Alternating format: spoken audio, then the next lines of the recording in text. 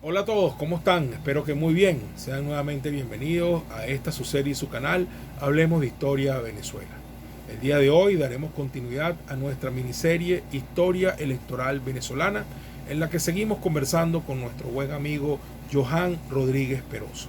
Hoy abarcamos el periodo 1973-1988, que a su vez se corresponde con el sistema político partidista conocido como bipartidismo, en el cual los partidos Acción Democrática y COPEI coparon la escena ampliamente, tanto desde el punto de vista presidencial como el parlamentario, dominando totalmente en el Congreso de la República como fuerzas políticas mayoritarias. Si les gusta lo que verán, regálenos un like y los invitamos a suscribirse a nuestro canal si aún no lo han hecho. Gracias.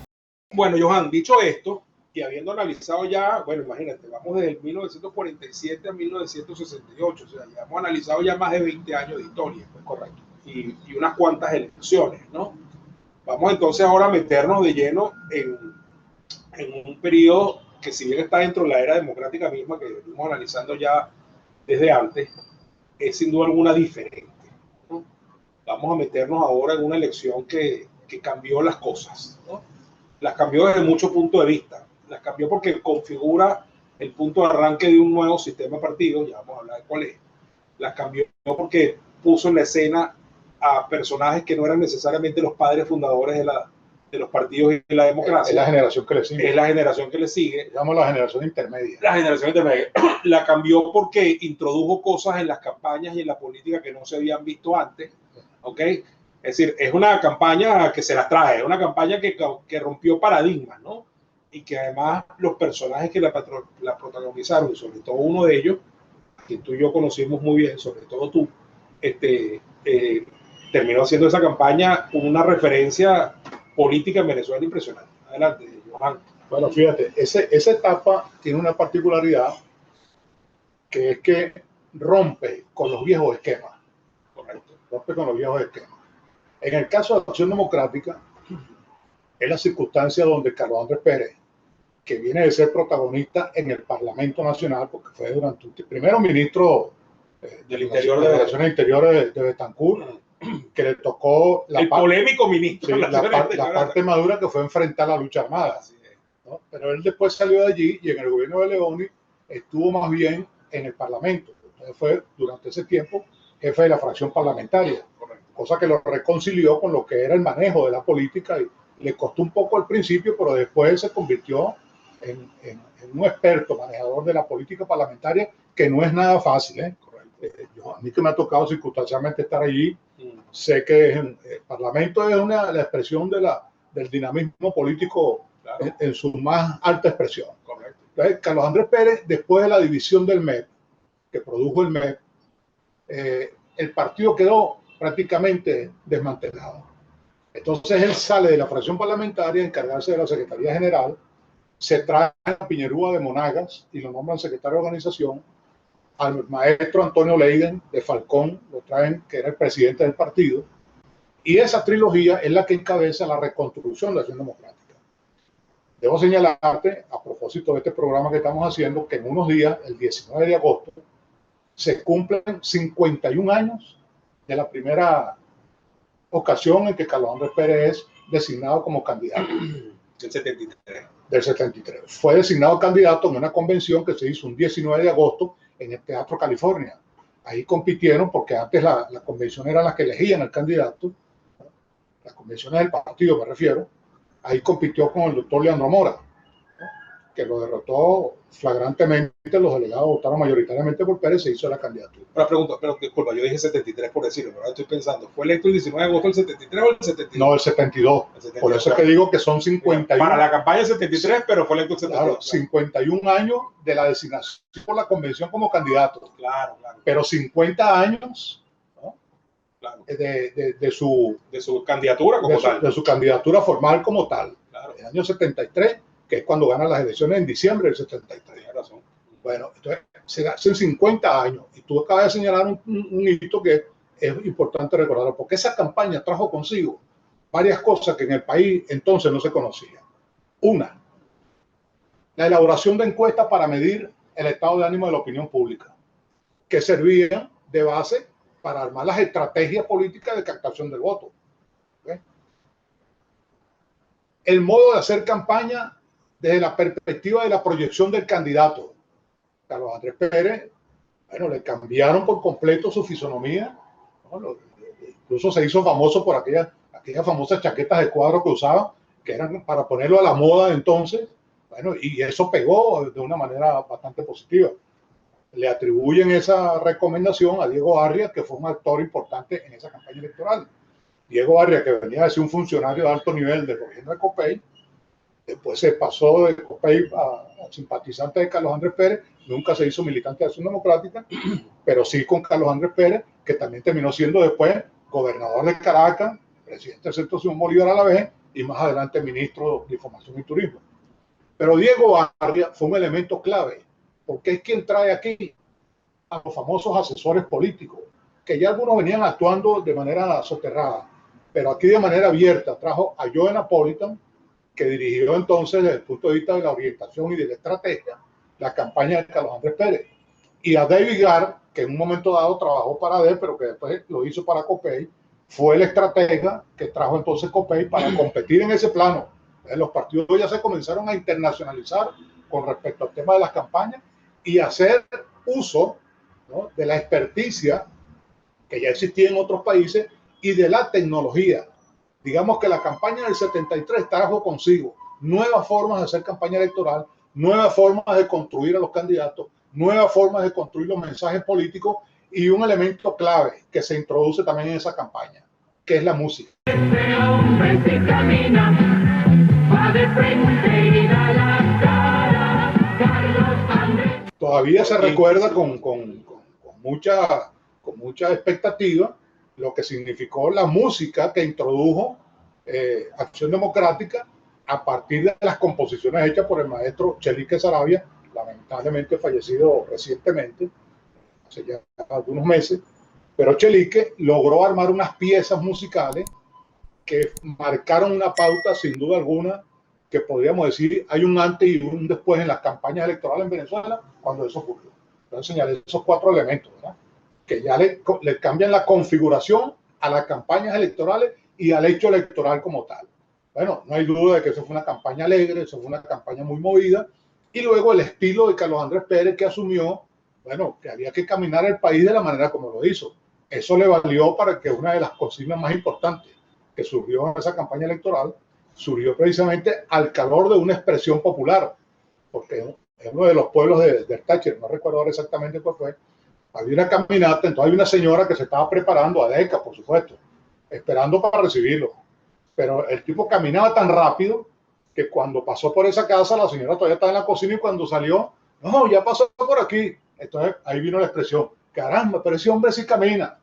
Que la acuciosidad de un periodista como Ángel Ciro Guerrero, a quien da el mérito, hay muchos que se atribuyen esto, pero yo estoy seguro que el mérito es Ángel Ciro Guerrero, que tomó la frase en el aire, bueno, la configuró en su nota de prensa, ¿no?, porque era el periodista que andaba con el candidato para hacer la reseña de todo lo que ocurría. Y ahí quedó. Y ahí quedó la frase, que Chelique la convirtió después en pieza musical y conocemos, ese hombre sí camina, va de frente y da la cara. Entonces, de una expresión popular surgió la consigna, el jingle, ¿no?, que todavía pues suena como...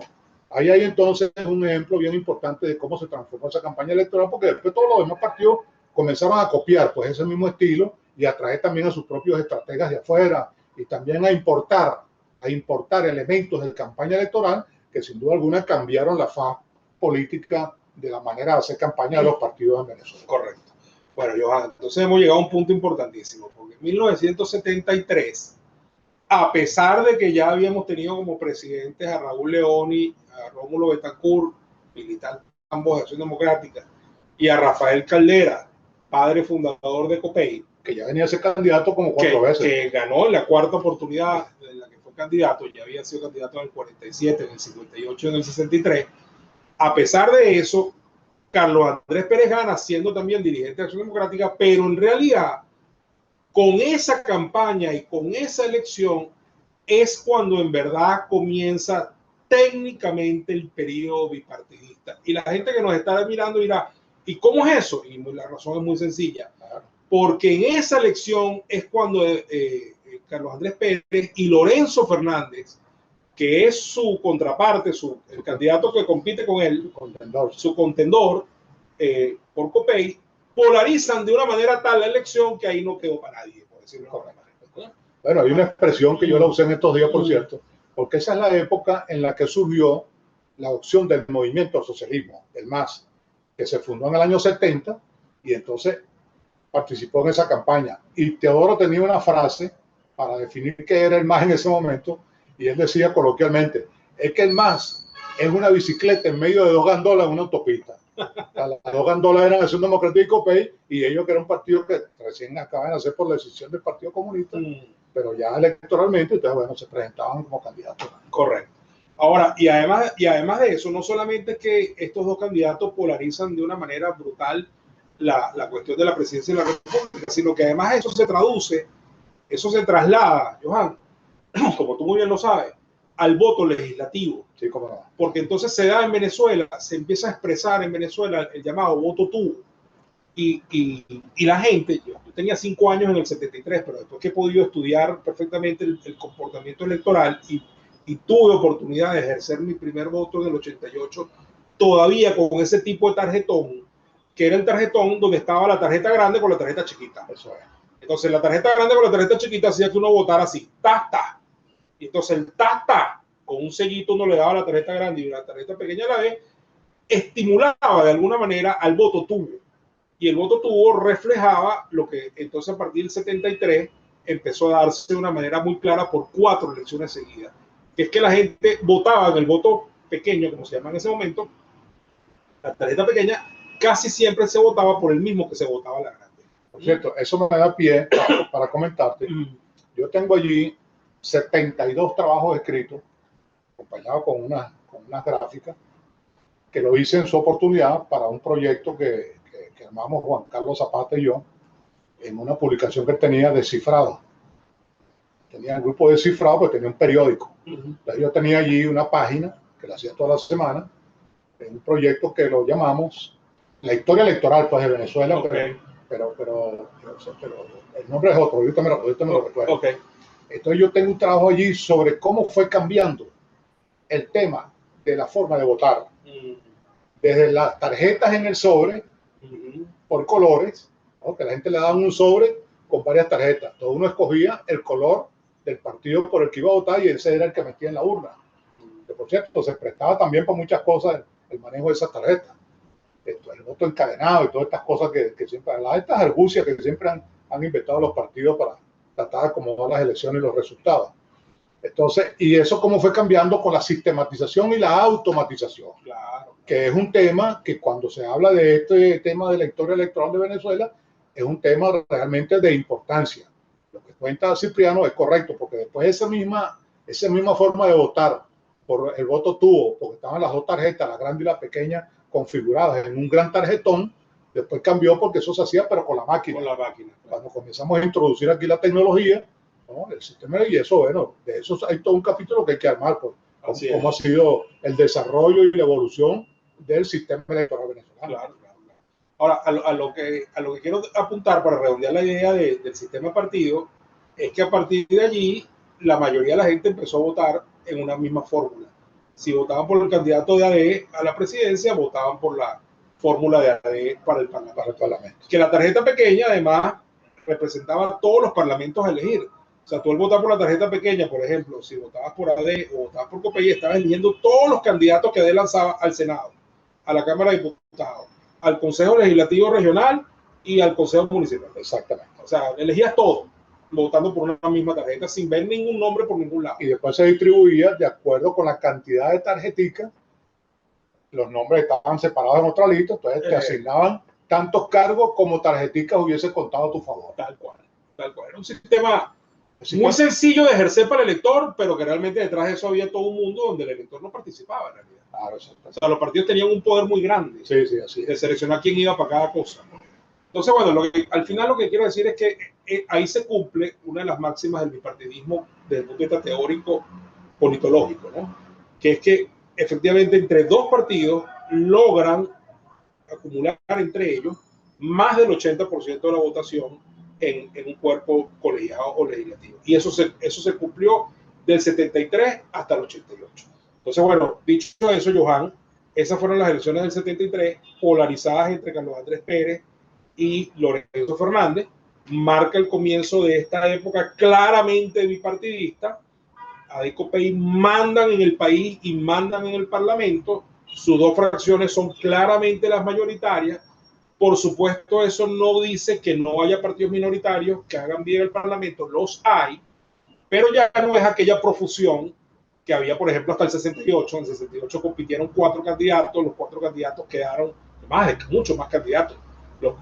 Que sabemos que Caldera le ganó a Barrios por nada más 29.000 votos, pero sabemos que ahí estaba un voto de candidatos más, sí, y que sacaron hasta 20% de los votos, 15%, 8%, 7%, eso se acabó. Sí.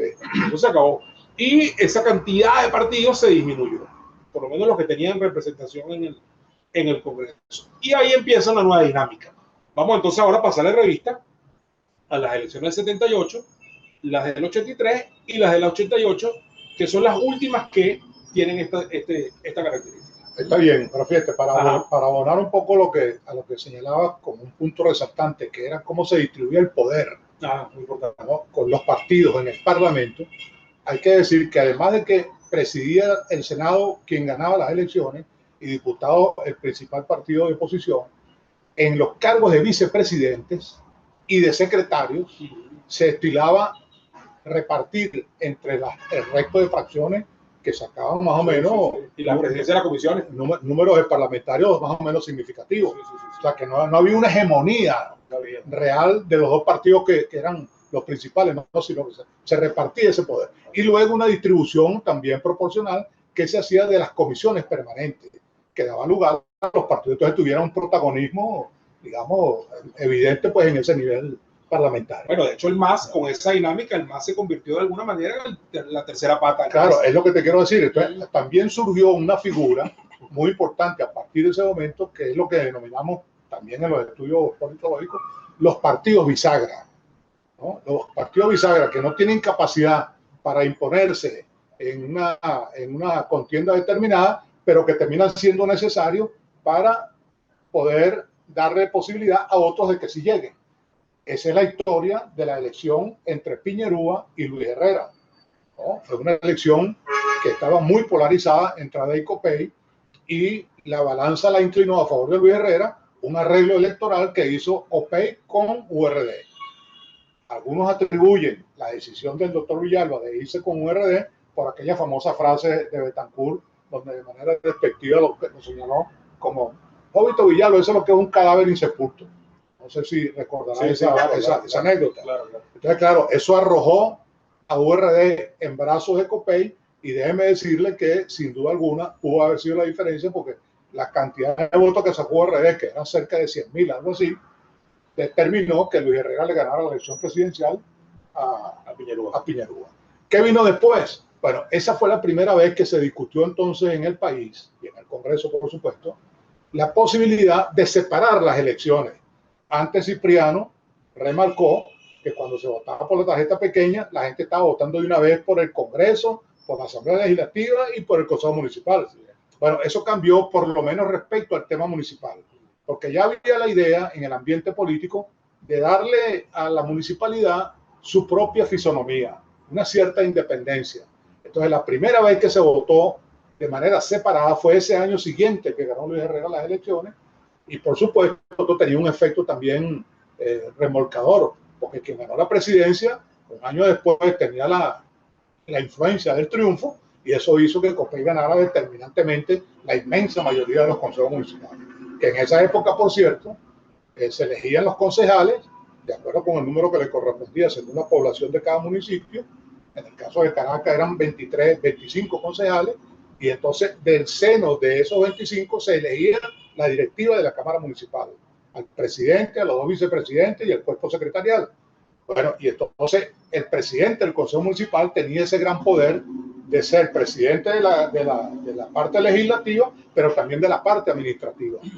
Esto sufre unos cambios posteriormente. Si algo ha sido modificado aquí de manera profusa ha sido el tema municipal, sin duda, ¿no? Sin embargo, en otros niveles eso no ha sido así. Y en el tema municipal llegamos hasta el año 80 y los años 80, donde se decidió separar la función administrativa, creando la figura del alcalde, que llevaba entonces el peso de la administración, y la figura legislativa, que la llevaba entonces el cabildo o el consejo municipal. Esto tuvo también una gran fortaleza en el año 89, después que llegó por segunda vez Carlos Andrés Pérez al poder, ¿no? Él prometió en un discurso, por cierto, histórico, que lo hizo con una propuesta que hizo en el Consejo Municipal, en ese entonces era concejal, de celebrar el 23 de enero, la conmemoración de la fecha del 23 de enero, en la parroquia 23 de enero. Y yo propuse que el orador fuera Carlos Andrés Pérez porque recién había sido electo presidente. En el interín en que era presidente electo, pero no había asumido, Carlos Andrés Pérez fue allá a esa sesión especial y allí anunció, que después algunos especulan que fue un motivo de conflicto con su propio partido, que apenas llegara a la presidencia, él iba a introducir en el Congreso la ley que permitía elegir a gobernadores y alcaldes por el voto popular. Una discusión que ya se había dado en el 47 y que yo digo que ahí fue donde se sembró el germen de la división que trajo la división del Arce, por el debate de Ramos Jiménez con Betancourt. Bueno, entonces en el 89, aunque creo que estoy pasando muy rápido, pero pasamos del 73, que fue toda la introducción de la tecnología y de todas estas maneras de hacer campaña, la polarización política, la participación de actores menores, pero que eran determinantes en el Parlamento, más no para decidir, como sí lo decidió después URD con la alianza con Luis Herrera y con Copey, decidieron esa elección del 78, porque a partir de allí también hay que decir, Cipriano, que se desató ahí toda aquella ola de la organización vecinal, ¿no? Es verdad, y toda aquella cosa que surgió, por cierto, históricamente tiene su inicio en la zona del Cafetal. Ligia Gervasi, Elías Santana, que son precursores realmente de lo que ha sido la organización vecinal y que hoy ha sido totalmente distorsionado lo que eso significa y lo que debe ser y el rol que debe cumplir socialmente.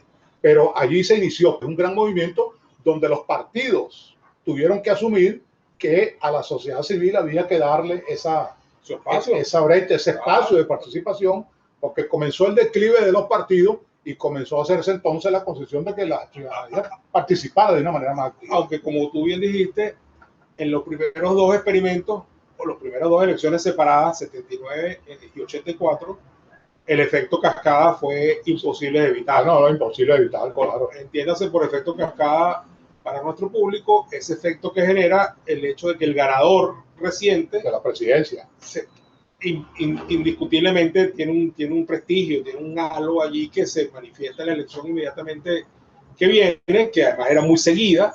Y bueno, Copey ganó en el 78 y eso se tradujo en una enorme victoria electoral de Copey en las elecciones municipales del 79, así como AD gana en el 83 y eso se traduce en una enorme victoria electoral de AD en las elecciones municipales de 1984. Que por cierto, Johan, nos saltamos las elecciones del 83 y las elecciones del 83 también son importantes. Sí, cómo no, claro. Por muchas razones. Hay una enorme participación. Se empieza a ver con claridad lo de la ley del péndulo, ¿no? Que es un fenómeno electoral del bipartidismo. En la alternancia se vuelve a manifestar, porque así como Carlos Andrés Pérez le puso la banda a Luis Herrera, entonces ahora Luis Herrera se la pone a Jaime Lucinchi. Además el doctor Lucinchi le gana nada más y nada menos que a Caldera, claro, que vuelve al ruedo por quinta vez como candidato presidencial. O sea, hay cosas que decir sobre esa elección.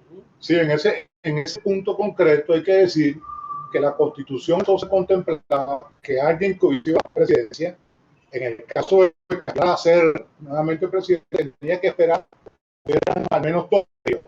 Esa es la razón por la que Caldera, pasado el periodo de Carlos Andrés Pérez y pasado el periodo de Luis Herrera, es como cuando aparece nuevamente como candidato para ser nuevamente candidato a presidente en esa elección del 83, que en competencia con Jaime Lucinchi la perdió flagrantemente. Por cierto, vale la pena decir, porque estamos en el tema electoral, que Jaime Lucinchi es el presidente, históricamente hablando, que ha obtenido el mayor porcentaje de votos de todos los presidentes por lo menos del 58 para acá. Que sean del 58 para acá. Porque en realidad es gallego. Es gallego, sí, correcto. No, la verdad gallego, pero bueno, como quedó en el internet, no claro, que fue evocado, ¿no? Pero del 58 para acá es Lucinchi el que tiene la mayor. Es correcto, eso es correcto.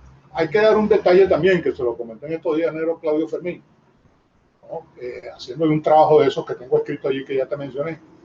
En el caso de AD, que ha tenido creo que 9 candidatos, Gallego, Betancourt, Leoni, Pérez, Piñerúa, Lucinchi, Pérez nuevamente, Claudio Fermín y el último candidato Alfaro. Son 9 candidatos. Faltó Gonzalo Barrio. No, pero dije Gonzalo Barrio. No, creo que no. Bueno, contando Alfaro son 10. Ok.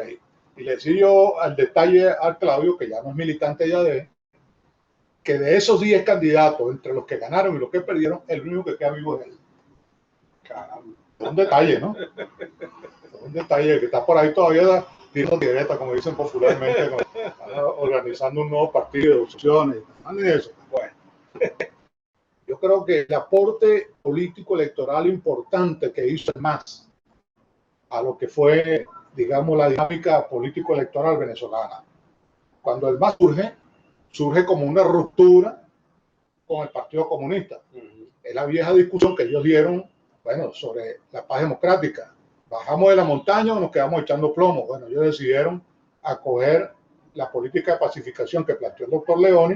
Entonces hubo un interreino con la fundación de Lupa, Unión para Avanzar, que les sirvió para introducirse en la vida legal, y luego en el 70 ya fundaron formalmente el Movimiento Socialista.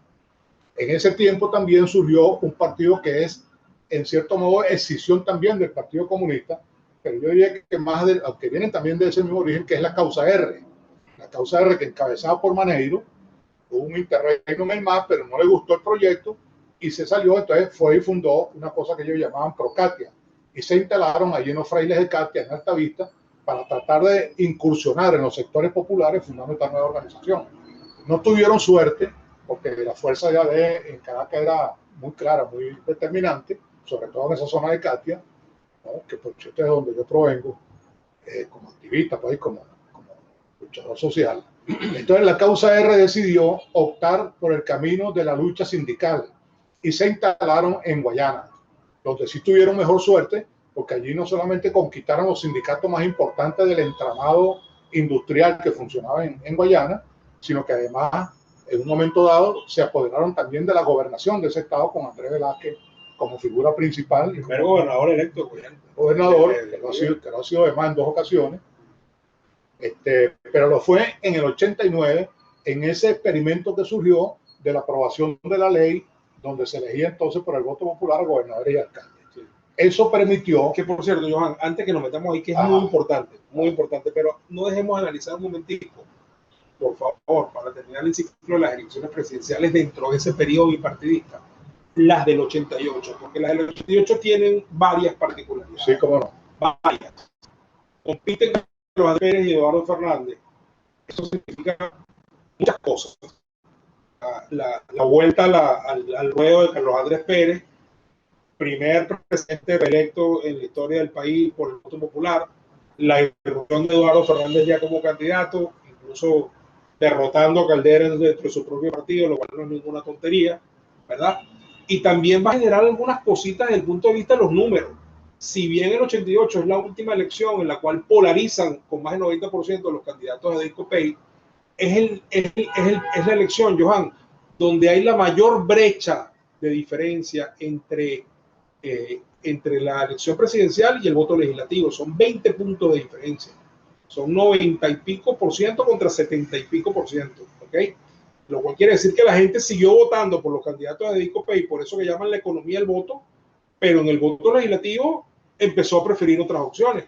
Y eso dice algo. Bueno, porque hay un tema que hemos dejado de lado, no es profeso, sino que la dinámica de la conversación no la ha dado, pero tú me permites introducirlo, que es cómo fue cambiando el tema de la participación popular en las elecciones en Venezuela. Correcto, que además ese año hay una buena campanada. Exacto. Ese año sube 18%. Claro, y hasta llegar a unos niveles que llegaban casi a 50 y hasta más en algunas elecciones posteriores, ¿no? Sí, así es. Bueno, el tema de la abstención hay que analizarlo como un capítulo específico de la historia electoral de Venezuela, porque eso habla sociopolíticamente del comportamiento de la sociedad frente a la representación política. Porque ¿con qué tiene que ver la abstención? La abstención tiene que ver con el estado de ánimo de la gente respecto a cómo se siente con la representación política. Bueno, me dejó interesar la política, ya no me importa, como el voto aquí no es obligatorio, entonces la gente se abstiene y no pasa nada. Entonces, pero las manifestaciones de abstención sí dan lugar a un elemento que es muy importante, que es el tema de la legitimidad.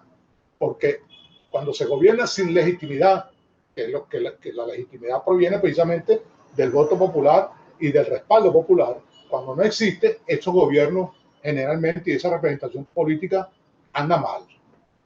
Y eso descompone, como lo ha hecho en Venezuela, bueno, el tema de la diáspora que tenemos ahora en este momento, ¿no? Y de cómo le va restando importancia e interés a la población, a la sociedad, el tema electoral respecto a la representación política, que es algo que se ha perdido y que es una de las luchas que hay que dar, ya no solamente por propiciar los cambios que la gente exige que en este momento se tienen que dar, sino también recuperar la esencia de la representación política respecto a los líderes y la sociedad. Bueno amigos, como acabamos de ver en los resultados de 1988, se puede apreciar claramente todavía un sistema bipartidista fuerte, pero a su vez empiezan a sonar las primeras campanadas de alerta de que el sistema traía ya algunos síntomas de desgaste. Ese desgaste se va a traducir en una crisis cuyas raíces, cuyas causas vamos a analizar a partir de la próxima entrega. Así que si les gustó lo que vieron, les agradecemos un like, los invitamos a seguirnos en nuestras redes sociales y a suscribirse a nuestro canal si aún no lo han hecho. Muchísimas gracias y será hasta la próxima.